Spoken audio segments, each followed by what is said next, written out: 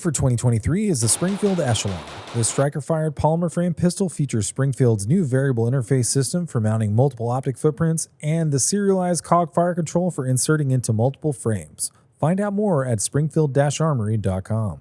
Hey there, Tundra Nation, and welcome back to the channel. Now, with the government basically admitting aliens are real, Elon Musk and Mark Zuckerberg are planning a cage fight, and Russia's also trying to pick a fight with the US over Syria, we expect the world to be on fire soon. This is fine.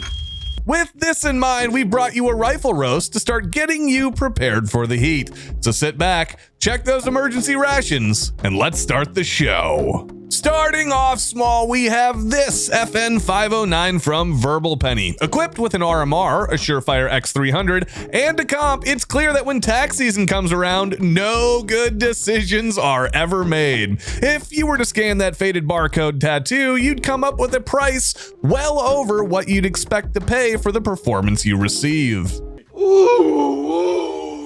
This piece is probably a smooth shooter, but none of that matters if you spent all your training money on furry convention tickets. With the added weight of all these attachments, you might as well be carrying a steel frame gun, and it would probably shoot a heck of a lot smoother. But steel, well, it might be a little too cold for you sometimes, since I'm guessing the texture was too rough for the delicate little hands of a Ford driver, hence the goon tape on the grip. But Verbal did learn a lesson on prom night, it seems, and put a mag well so we could find the hole just a little bit easier. Pro tip, all you gotta do is line it up with your index finger. Yeah, boy. Next up, it appears the World Serpent has gotten into firearms. Jormungand sent us this PSA assemble that was put together by Loki, the trickster god. This is an example of not knowing what you're doing, but throwing caution and logic to the wind and shouting YOLO from the basement while drunk at 3 a.m. I do that most nights. You're not cool. This looks like a nice modern rifle until you see the most disliked AR grip in history with the old GWAT M4 stock on the back. And then folks, well then we come to the Optic. I don't know if this is supposed to be a joke, but knowing how degenerate my Discord can get, I'm tossing this up to being raised under power lines and binge drinking in the womb. If you haven't noticed, it's on backwards. I'm guessing after one range trip, buddy, you took that Optic back to the shop you got it from and said something along the lines of, "It don't magnify nothing." The only thing that really needs magnification in this situation is your budget and IQ. But he's right. Now this submission comes from a gun tuber that I met at GunCon this year, and that's RTT Guns and Gear. Make sure to go check him out on YouTube and tell him Tundra sent you. He's got a Cox Arms Guardian rifle, and it's equipped with all the bells and whistles one could ask for in a basic fighting rifle. I gotta say, it's kind of impressive that he spent that amount of time to research all the gear he was gonna add to the rifle instead of actually scripting his content. Oh, snap. I mean, you got to admit, more time has been spent color coding this rifle, turning it into what might look like a gamer's keyboard, than on actually running the dang thing. Buddy, get off the analytics page of your YouTube channel and get to the range and practice. I mean, we all do it, right? This gun looks so pristine, I'm guessing it was actually a safe queen that was very carefully lowered down into the dirt for this picture before it was picked right back up, deep cleaned, and shoved back into the safe. Even Stevie Wonder thinks this is what a mall ninja might have if he won on that scratcher he left home for. Wow.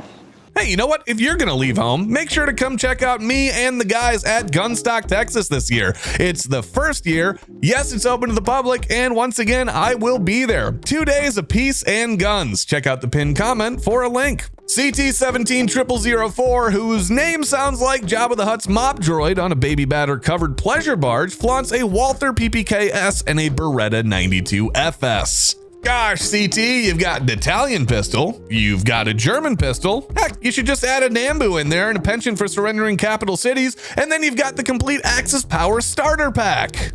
What? The Walther PPK chambered in 380 ACP is most famously the gun of a mildly psychotic fictional British spy based on an actually psychotic British spy. There are only 2 reasons to own a PPK. First, it's to give you an excuse to do a poor Sean Connery impression. Hello, Miss Moneypenny. Bond. James Bond. Shuck it, Trebek. Second is with an investment of only a few $100s, suddenly you're just a vodka martini away from considering yourself licensed to chill in your mom's basement. When you tell a date you own the same gun as James Bond, what they hear is, I peaked in high school and this is my last shot at being interesting.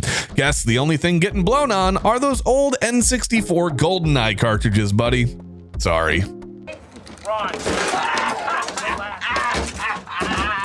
Following the James Bond loadout, we have the Beretta 92. CT, I'm gonna go out on a limb here and guess you just fell in love with the Beretta 92/M9 when you were getting blackout drunk as an MP in the Wisconsin National Guard. It was the first time, in fact, you'd ever touched something European, and it set you down a path of trying to be the most sophisticated person in the room. You're a pretty level-headed guy, only getting mildly perturbed when you forget to wash your nice Beretta polo shirt for Sunday church. Your Instagram is choked with pictures of you drinking Peroni beer or sitting behind the wheel of your Alfa Romeo. Notice how I said sitting, not driving, because that Alfa Romeo hasn't moved out of your garage since Bill Cosby was America's dad.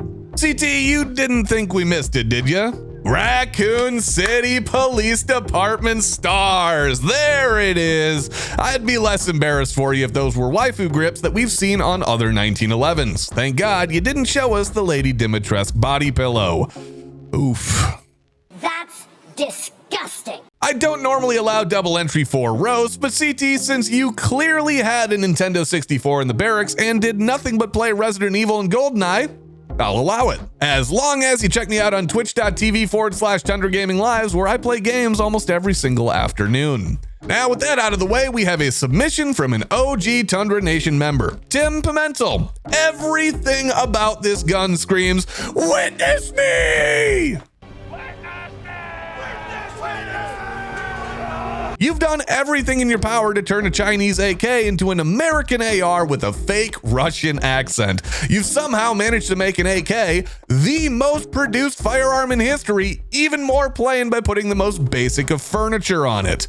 Now we get it, Magpul was having a sale and you went nuts, that's fine. The most unique thing about this gun though is the Tapco 74 style muzzle brake on a 47 style rifle. Congrats, you made a PSAK GF3 and you achieved this through some sort of magic where you don't have any extra chromosomes yet, you still have Down syndrome. Digging deep into the Roast My Gun channel in my Discord, we found this MPX from Drake F. This SIG PCC is more confused than a blind dog trying to find its owner through a window.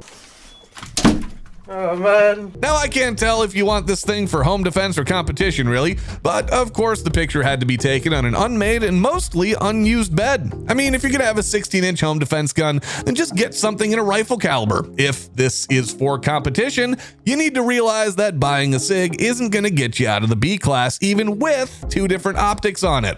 Everything about this is just precious. Well, almost, like on the edge.